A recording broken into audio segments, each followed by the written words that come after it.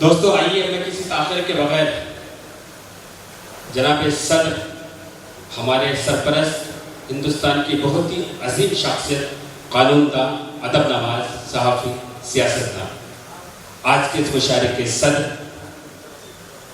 काबिल एहतराम advocate Z के फैज़ान साहब से बहुत अदब से गुजारिश करता हूँ कि सदारती कलिमात के लिए, सादिक खुतबे के लिए आप तशरीफ लाएं और इस पूरे मंजर पर रोशनी डालें। आज की इस मुशायरे की सदरत अपने लिए बाइशे एज़ाज़ समझता हूँ और इसके लिए मैं साजिद खान आज़मी और उनकी जो टीम है उसका शुक्रिया अदा करना चाहता हूँ। मैं इस बात के लिए भी उनका शुक्रिया अदा करना चाहता हूँ और मुबारकबाद भी पेश करना चाहता हूँ कि उन्होंने आज एक ऐसी अजीम शख्सियत के नाम पर ये बंद सजाई है जिसे हिंदुस्तान हेमचंद्रन भवना के नाम से जानता है। ये उनका 17वां मुशायरा है जो भवना जी के नाम से मंसूब करके मुनक़द कर रहे हैं। इससे पहले भी उन्होंने बहुत सारे मुशायरे भवना जी से मंसूब करके किए। दरअसल मुशायरे तो बहुत आपने यहाँ पर जो सामीन हैं उन्होंने अटेंड किए होंगे और अक्सर मुशायरे ऐसे शख्सियत के नाम से मंसूब होते हैं कि कभी कभी एहसास होता है कि भवना जी की शख्सियत के नाम से अगर मुशायरे मंसूब हों तो उस मुशायरे का विकार बढ़ता है। लगता है कि हाँ मुशायरा मुनक़द हो रहा है, उर्दू और हिंदी और हिंदुस्तानी ज़बान की खिदमत हो रही है। आज का ये मुशायरा और कल सम्मेलन भवना जी के नाम से मंसूब है, बड़ी बात है। मैं समझता हूं कि आने वाली नस्ल को भवना जी को जानना चाहिए और ये काम जो साजिद खान आज़मी कर रहे हैं और भवना जी के मिशन को लेकर के आगे चल रहे हैं और बढ़ा रहे हैं, ये बड़ा काम अंजाम दे रहे हैं। इसके लिए मैं उनको मुबारकबाद पेश करना चाहता हूं। उन्होंने कई बार कोशिश की है बॉम्बे के अंदर और ये महफिल सजाई है, ये उनकी पहली कोशिश है। मैं उम्मीद करता हूं कि आइंदा भी इनकी कोशिश जिस तरीके से जारी है जारी रहेगी और यहाँ पर एक और बड़े मुशायरे का इनेकाद वो आने वाले दिनों में करेंगे। दरअसल भवना जी के नाम से मुशायरे को मंसूब करना उनके मिशन को आगे बढ़ाने की बात है। आज हिंदुस्तान को भवना जी जैसी शख्सियत की जरूरत है। आज हमारे बीच में नहीं है लेकिन उनके नक्शे हमारे बीच में है और उसमें चलने की जरूरत है। एक रोशन दिमाग था न रहा, हिंद में चिराग था न रहा, लेकिन नक्शा हमें राह दिखा रहे हैं और दिखाते रहेंगे अगर साजिद खान आज़मी और साजिद खान जैसे लोग इस मिशन को आगे बढ़ाते रहेंगे। भवना जी की जिंदगी ये थी, मैं तो आखिरी सांस तक उनके साथ जब तक जिंदा रहा कि मेरी जिंदगी एक मुसलसल सफर है जो मंजिल पे पहुंचा तो मंजिल बढ़ा दी। और हम पहाड़ से निकल करके इलाहाबाद में तालीम हासिल करने के लिए गए थे और वहां तालीम हासिल करने के लिए गए और आजादी की लड़ाई में, आजादी के मोमेंट में कूद पड़े। इससे हिंदुस्तान भवना जैसे लोगों को बुला रहा था। जेल की सुराखों के पीछे भी गए और उसके साथ ही उस जमाने में जो तहरीक चल रही थी तो उनको पर जिंदा या मुर्दा उनको कोई नाम भी रखा गया था। हिंदुस्तान आजाद हुआ और आजादी के बाद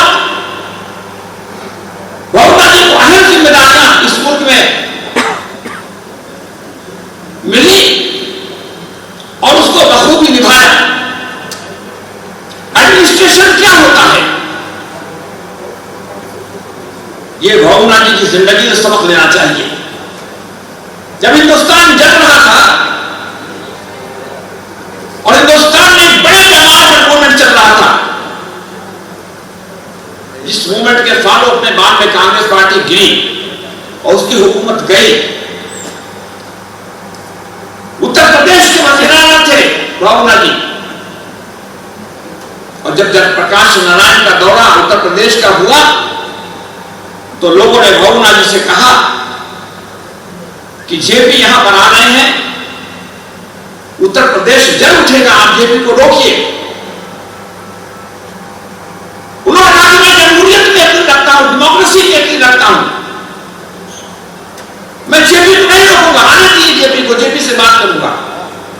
जयप्रकाश नारायण आते हैं, भावना जी की मुलाकात होती है, तमाम में ख्याल होता है, बातचीत होती है, पूरा ब्यौरा देते हैं और जयप्रकाश नारायण उसी लखनऊ में कह करके जाते हैं कि उत्तर प्रदेश में आंदोलन की जरूरत नहीं है, यहां पर भावना ठीक काम करता है। यह होता है एडमिनिस्ट्रेशन। भावना जी कहते थे कि ब्यूरोक्रेट्स, उनके ताल्लुकात हर वॉक ऑफ लाइफ के लोगों से बड़े अच्छे रहते थे, ब्यूरोक्रेट्स से अच्छे ताल्लुकात थे, लेकिन वो डिफाइन करते थे तो कहते हैं कि ब्यूरोक्रेट्स क्या है? वो एक घोड़े की तरह है, अगर तुम घोड़े की सवारी नहीं कर सकते तो घोड़े की शिकायत मत करो। अपने छापों की घोड़ी की सवारी हम क्यों नहीं कर पा रहे हैं?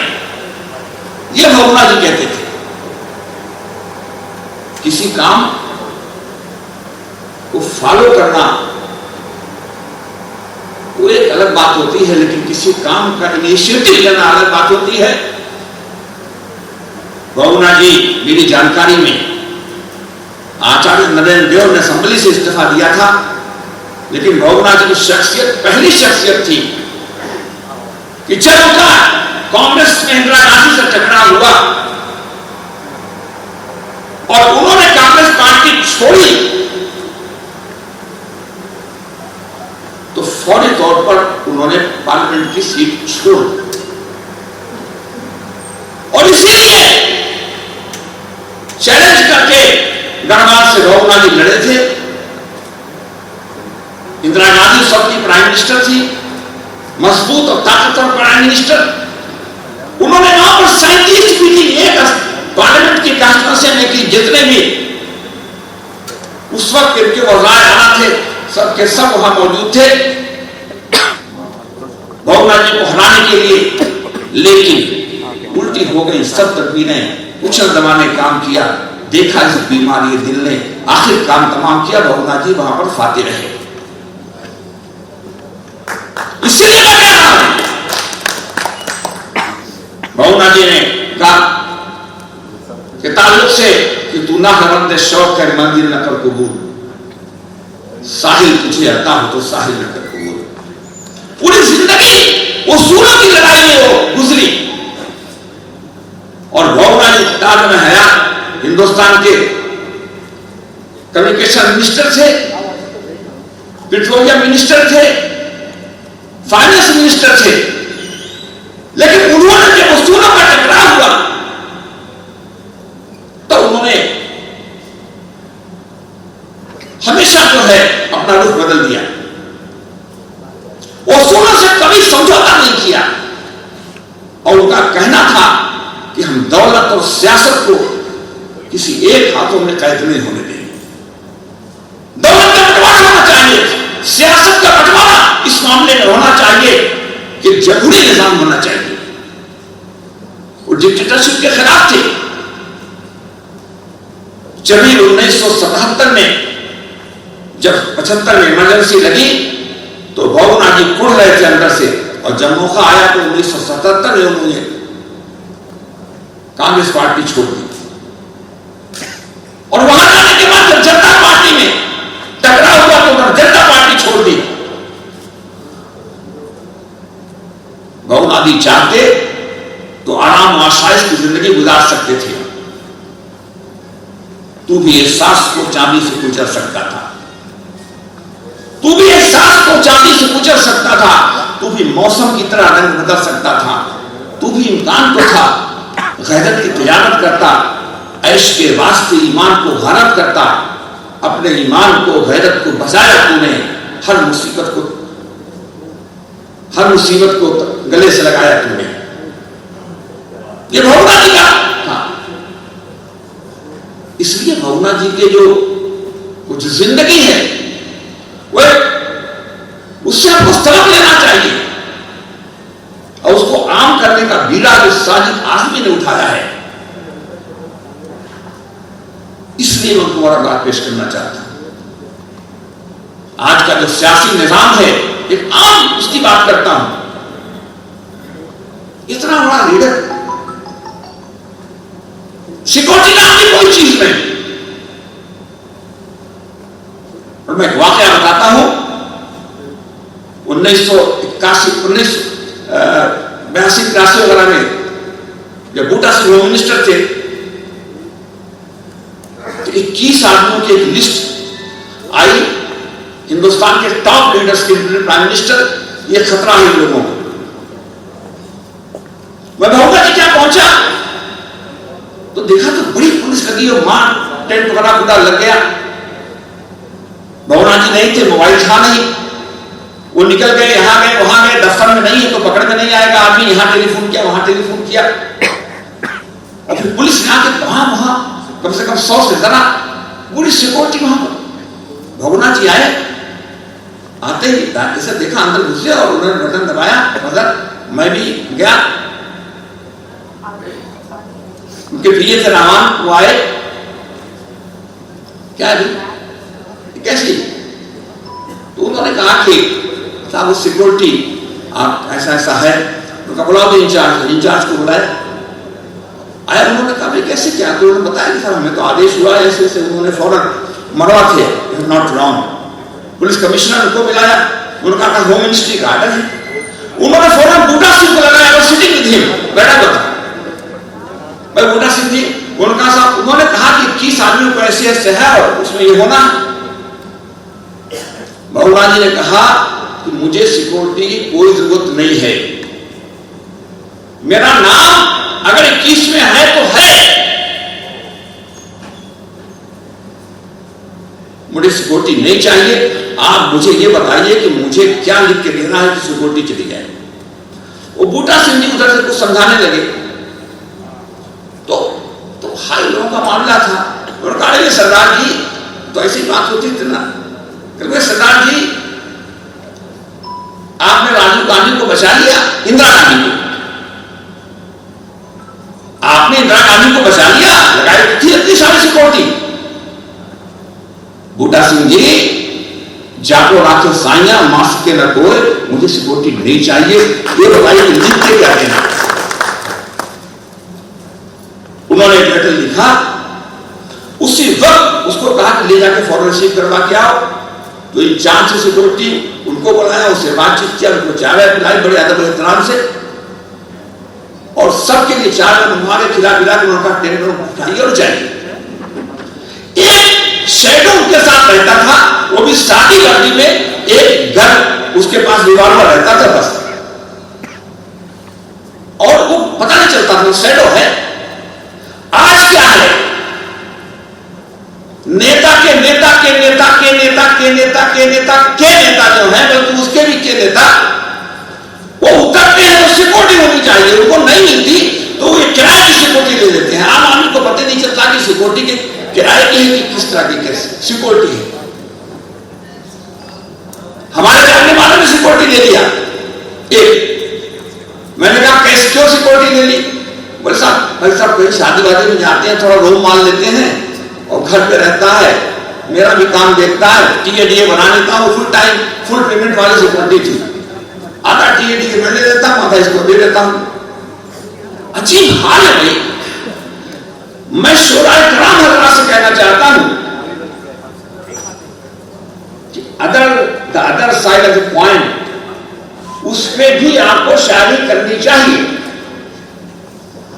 सिर्फ आप जनता को कटघरे में खड़ा करना भी सीखिए। सिर्फ आप पॉलिटिशियन को कटघरे में खड़ा करते हैं, ये कोई मुनासिब बात मेरे ख्याल में नहीं है। इसलिए नहीं है कि पॉलिटिशियन कहां से निकल करके आता है। बहुना जी की पूरी जिंदगी एक ईमानदार सियासतदान की हैसियत से गुजरी, लेकिन मुझे अफसोस के साथ ये कहना पड़ता है कि जब वो जिंदा थे तो क्या क्या उनके ऊपर एलिगेशंस नहीं लगाए गए। जिस मकान में बहुना जी रहते थे वो किराए का मकान था, अलॉटमेंट था, और मालिक मकान आता था तो हम लोग बैठे रहते थे। मालिक मकान आ गया तो कहते थे कि भाई चाय पिला रहे थे, कह रहे कि भाई मेरे मालिक मकान है। अरे साहब क्या बात करते हैं? अरे बोले नहीं, गलत थोड़ी कह रहा हूं भाई, मैं तो किराएदार, तो मालिक मकान हूं। अब उस मकान के सामने बहुना मार्केट है तो लोग कहते थे क्या बात करते हैं, इतना आलीशान बंगला, बहुना मार्केट और बनी हुई है। जनता तो कुछ सोचती नहीं, देखो उड़ने लगती। जब बहुना जी का देहांत हो गया, स्वर्गवास हो गया, तो बहुना मार्केट तो दूसरे बहुना के नाम पर है। ये प्रोफेसर रीता बहुना साहबा बैठी हुई है, अब दूसरी जगह मकान लेना पड़ा। तब लोगों की समझ में आया कि ये मकान बहुना जी का नहीं था, कि मेरे तकलीफ के बाद उसने जफा से तौबा, हाय उस दूल्हे पर सीमा पर सेवा होगा।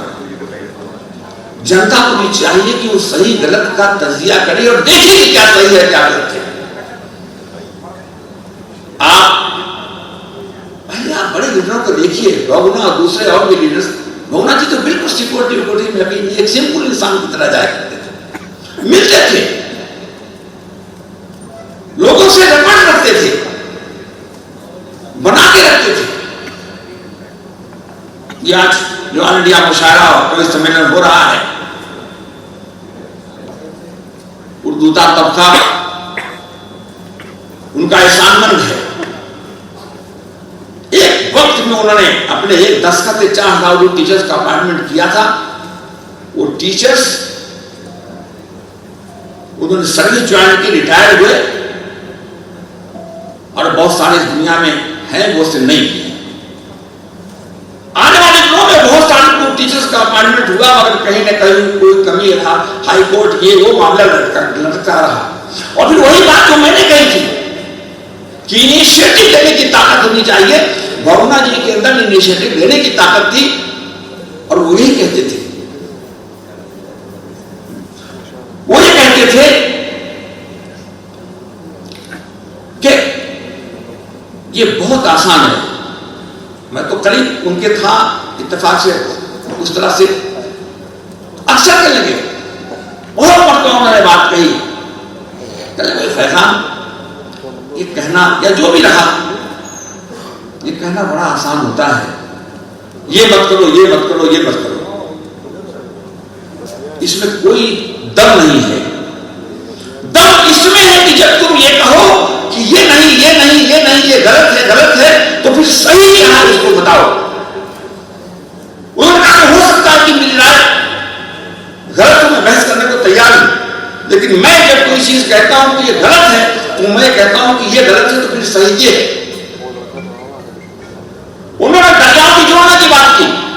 उन्होंने कहा कहीं सैलाब आता है, कहीं डूब जाते हैं लोग, कहीं सूखा पड़ा रहता है, दरियाओं को जोड़ने का काम होना चाहिए। उसके लिए लड़ते रहे, बोलते रहे, लेकिन एक लंबा अरसा गुजर जाने के बाद आखिरकार सुप्रीम कोर्ट भी उसमें कूदी, सरकार ने भी उसकी माना, और काम भी उसका चल रहा है। तो बहुत सारी चीजें हैं बहुना जी की जिंदगी से जुड़ी ही। मैं साजिद खान आजमी को मुबारकबाद पेश करना चाहता हूं कि उन्होंने इस मिशन को आगे बढ़ाने का काम किया है। मैं खुद भी उसमें जितना ताउन दे सकता हूं दे रहा हूं, और मैं इसको अपना फर्ज भी समझता हूं उसको आगे बढ़ाना। मुझे खुशी है कि हमारे बीच में प्रोफेसर रीता बहुना साहबा तशरीफ रखती हैं। गवर्नर महाराष्ट्र साहब जो है, उनकी तबीयत कुछ इस तरह से नासाज हुई, एक बैठ उनका कुछ तकाजा भी है कि आज उस आने की पोजीशन में नहीं थे, तो उन्होंने प्रोफेसर रीता बहुगुणा साहबा से कांटेक्ट किया, अपनी माजूरी जाहिर की और उन्होंने अपना एक लेटर भी उनके हवाले किया कि आप मेरी तरफ से शुभकामना देते हुए इसको वहां पर पढ़ देंगे। वो यहां तशरीफ रखती हैं, मैं उनसे गुजारिश करूंगा कि वो उस लेटर को आपके सामने पेश करें। बहुत बहुत शुक्रिया।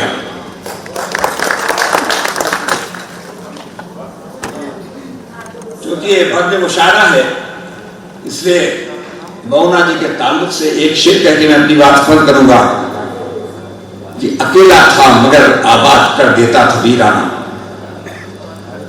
अकेला था मगर आबाद कर देता था वीराना, बहुत रोती है तुझको बात से तेरे शान तन्हाई बरोज।